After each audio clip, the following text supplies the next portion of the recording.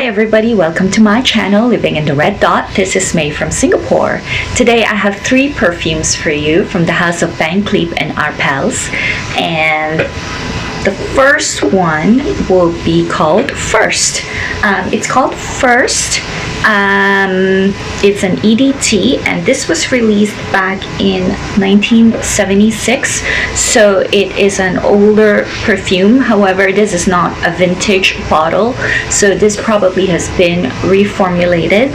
I'm not sure what year this bottle is based on Check Fresh.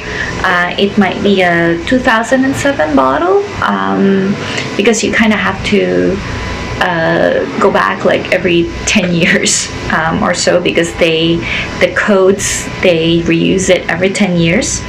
So describe this perfume. It smells vintage to me. Very vintage smell. It's along the lines of Chanel No. 5 and Lanvin's Arpel. So if you like those perfumes, you would probably like this one. To me, the beginning, the opening has a lot of aldehydes, just like Chanel No. 5, but it feels much brighter. Chanel No. 5 is a little bit more kind of bittery and darker to me. This one just more sparkly and brighter, at least in my nose. Then it turns kind of like powdery. I think it's because of the orris root coming through. The orris root and the flowers, so it's floral. It's very elegant. I would not call it a warm perfume. It's a bit on the greenish, kind of cool side to me. So I think it's okay to wear at any time. It's I don't find it offensive, but it definitely has that kind of vintage tint to it that Chanel No. 5 and Lanvin's Arpel has. So it's worth smelling and comparing, but in terms of wearing, this is kind of like not my jam. So is interesting to note the similarities on this kind of older type of scents. Perhaps I still need time to kind of like learn about the scents and appreciate them better. But for now, this is not my jam. Next perfume would be one that's released back in 1993 or 1995. It would be Cleef and Arpel's Cleef for women. So this is the bottle, sorry, the box, and the bottle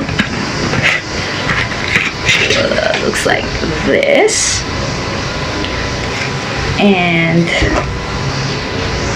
like that, and the back looks like kind of sun rays like coming through there. So this perfume I have been looking for the longest time.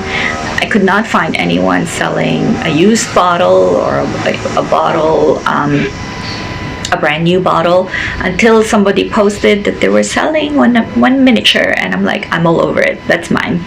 So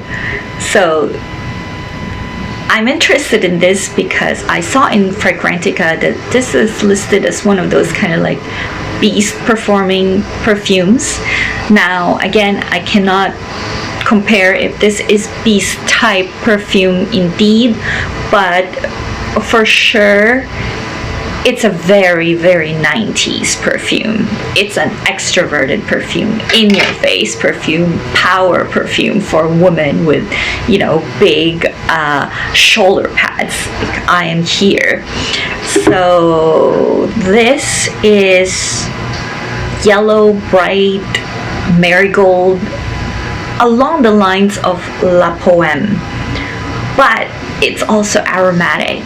It has some spice, slight bitterness to it because of that galbanum that makes it like more green. But the flower, to me, it's like big jasmine. Jasmine just like stands out.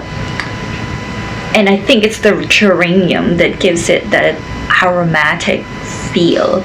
So again, I would not wear this perfume, but I love having it in my collection because it's just so quintessential 90s.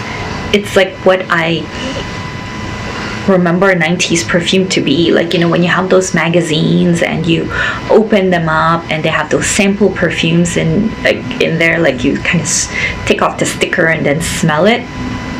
This is what they smell like, you know, big, bright, bold, spicy, aromatic, everything in there is like, you know, Dior, like poison, fill up the room, I am here. So that's that. Lastly, I would like to share my thoughts on Midnight in Paris. This is an EDT, and from what I understand is that, oh yeah, the previous perfume, Van Cleef Parfum for women, is discontinued, and so is this. This is very, very beloved. Apparently, a lot of people want to have the EDP, but the price has soared. The used price has soared. eBay prices is like crazy. The bottle is supposedly gorgeous. It's like shaped like this, but it has kind of like, is it like stars, like constellations in there? So it's like midnight in Paris. It's marketed to be for men, but I think people are right. It is very, very unisex. Women can definitely like wear this. It's citrusy white floral. It's citrusy white floral, slightly green in the beginning, but definitely as it develops, some kind of leather notes come out. And you know how I love those slight leather notes that give the perfume a bit of like kind of smokiness and masculine edge, just a tad. I don't like anything too masculine. This has it. It also has almond, tonka, and some incense. So it's a little bit sexy without being overly so. It's like a touch of like kind of sexiness, I think, if a woman wears it. But definitely for men, I think it's a scent that women would love to smell on a man. Not overly masculine, but very, very alluring. I think that's a good word for it. Yeah, I still can't see why I cannot see why people would go crazy for it. It's not that amazing, but I guess if you fell in love with it and you've been wearing it for a while, you would want to kind of relive that experience. So yeah, so that's my thoughts on these 3 perfumes from Van Cleef and Arpels. I hope you found this useful or interesting. If you do, please press like, share, and subscribe, or make a comment. That would be great. Thank you so much. Bye.